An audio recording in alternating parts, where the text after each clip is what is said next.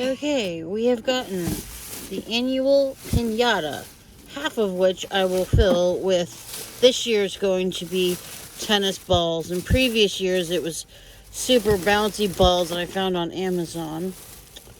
Now, normally I don't give ornaments, but I thought my niece would just go crazy for that. If not, one of her aunties definitely will. I found some vintage candies, because not all the kids like the new super flavorful stuff. This is so I can finish a project at home, because the other cheaper brushes at Hobby Lobby, the bristles always fall out, so it's not good. There we go. See? Old-fashioned candies. The only place I can find them is Hobby Lobby. Everything came out to $32.94. Time to go get stuff for the box. As in some of the best Christmas ideas I've ever thought up for any generic situation or even very specific situations when you're making fun of someone straight to their face. Okay, to follow up, more things I am doing for Christmas, which I've been doing for many years because, as I've established in my family, they're not real good with valuing the act of gift giving. And I said I'm still slightly miffed at the one sister who I know said, sorry, I forgot to use your Starbucks gift card. It's like, if you can't give a gift card, what can you give?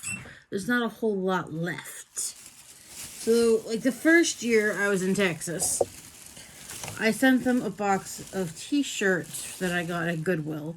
The first job I got in Texas was at Goodwill.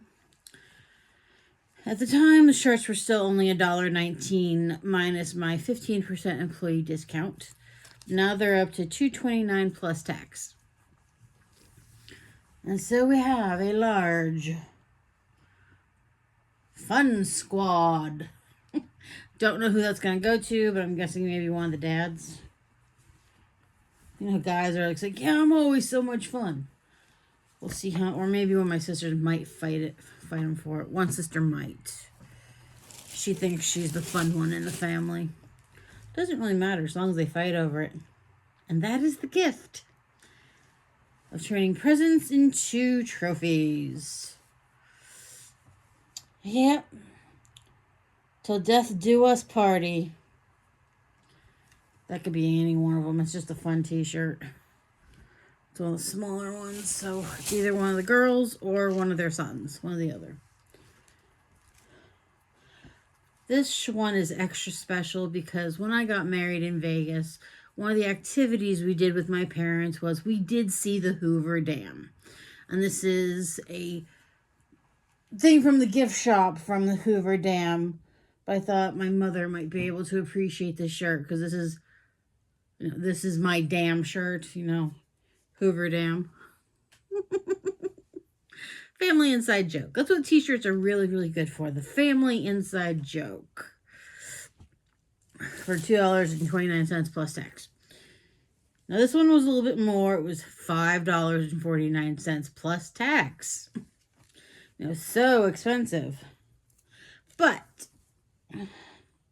you can't beat Not Today Karen. Any one of them can be a Karen. Especially since this could also fit one of their very cheeky sons. That's something I love about size small adult. That's equal to like middle school child. Even if they may not always understand it, they can still wear it. But I'm pretty sure they're smart enough to understand what a Karen is at this point.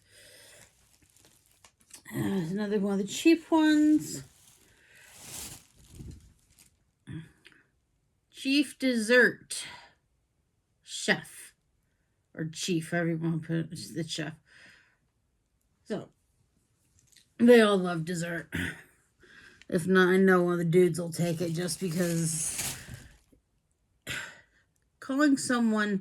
saying someone likes dessert too much could be an insult in the female world. So then one of the guys will take it just because they didn't want it. And they will wear it with pride.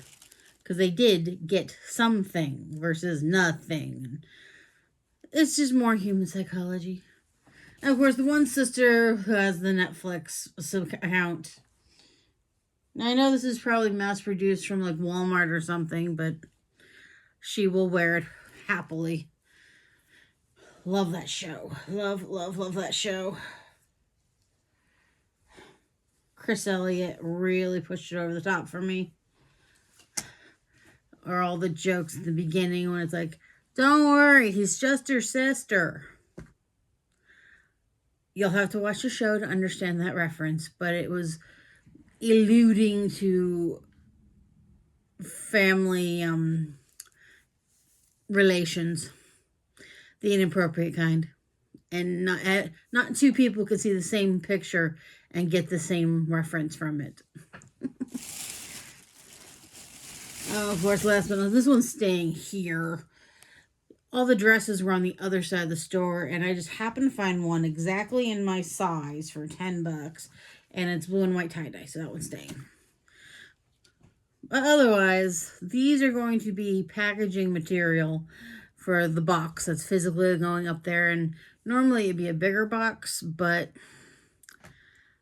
I found too many cool things online, so I just sent them all individually, put my name on them so my mother would know, and I don't know how much she's seen, because every time something shows up, she feels the need to tell me, even though tracking is good enough.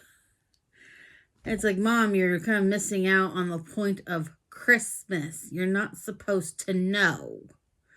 So she's seen at least half of it. So hopefully the box with the piñata in it and all the other fun stuff will at least be something of a surprise to her. Let us hope. Cross your fingers, hope to die. Just saying. But this is how I keep Christmas fun, cheap, and it's an experience. It gives them the ability to barter, swap, steal, use sleight of hand, or outright lie about where everything went when it's disseminated, because the other gift is there's no names on any of this. I don't know who's going to get it, but there was only the 4 of us that went to the Hoover Dam, and only 2 of them will be where the box will be. So I got 2 options of who is going to get certain things. So I do kind of know who's going to get what based on personality, previous history, and it truly is about the inside family joke. So if you can break it all down that way, it can truly transform your Christmas. Or even yesterday, I met a friend at the library, and she had told her mother about this thing that I do every single year. Granted, it's more aimed towards the children versus sending them mean t-shirts that insult the family, basically. Because I do have 2 sisters who went to beauty school, and for a while there, I know it was either Spencer's or Walmart. The shirt said beauty school dropout. Probably because the movie Grease, she was trying not to be a beauty school dropout.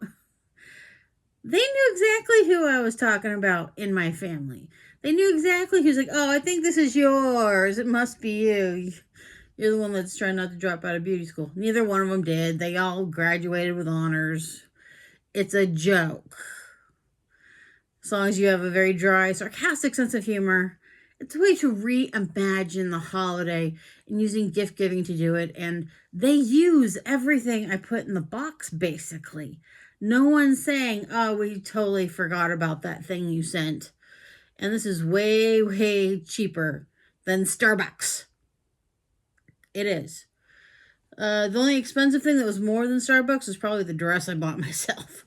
Otherwise, there's only one shirt in here that actually gets up to $5 whole. Everything's cheaper than Starbucks. And you're just going for the joke. But yeah, getting back to it, my friend's mother, who's like in her 90s, thought that it was like the funniest and best way to have Christmas. It's like, yeah, it's making it the true experience that it should be. You're making them fight for what they want. If they have to fight for it, it means it becomes a trophy and not a gift. People value trophies, they don't really care about gifts whatsoever. I mean, you could go big and expensive and could still be big and irrelevant. Give them a t shirt, even if they re-gift it to a more appropriate person, it's still funny. Like the year I found the shirt that said Hick magnet on it, like low life Hick. They knew a young busboy who was going around the restaurant where two of them worked, telling everybody that he was a chick magnet. They gave him the t-shirt. I'm pretty sure it had all the humor originally intended in its giving. Or just, you just know what gets their goat. I mean, yes, you have to know them, but at the same time, you also have to know, just what's a little bit insulting, or what's something that they'll recognize, what point of reference, what culture. It's not maybe as good as, who did the racist gift basket? Oh, Fluffy. Fluffy did the racist gift basket. Kind of like that line of thinking, but nothing's racist because you're all family. But at the same time, if I did give anyone fried chicken, it'd be the best dang fried chicken I could ever have. Just like it'd be one of the best t-shirts, secondhand or otherwise, that I could find for the beauty school dropout. So, I know gift giving can be a stressful time of year. And yes, we all just want to succumb to the discount candle aisle and just give away whatever we can find from there. But it doesn't have to be that automated. It doesn't have to be that nondescript. It doesn't have to be that unessential. I mean, because of this habit of mine, my youngest sister, even through high school, had the best t-shirt collection of anyone she knew. And years later, if she had graduated, she was still wearing this one. It was a Chewbacca shirt that had like rainbow stripes across his face. When I gave it to her, it was already pretty faded, but it was one of the best Chewbacca shirts I'd ever seen. Real hippie. That's what she's into. And all those years later, I don't know how the print didn't wash off at that point. It was still the same amount of faded, very well kept, and she wore that thing constantly. It was a t-shirt. But because of what it was, it created the right kind of sentimentality. And, I mean, other than knowing that she's a real Star Wars buff geek nerd,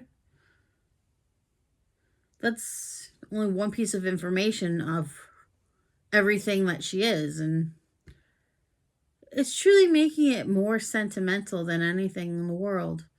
And making holidays sentimental again, I think, is kind of what's missing in this world.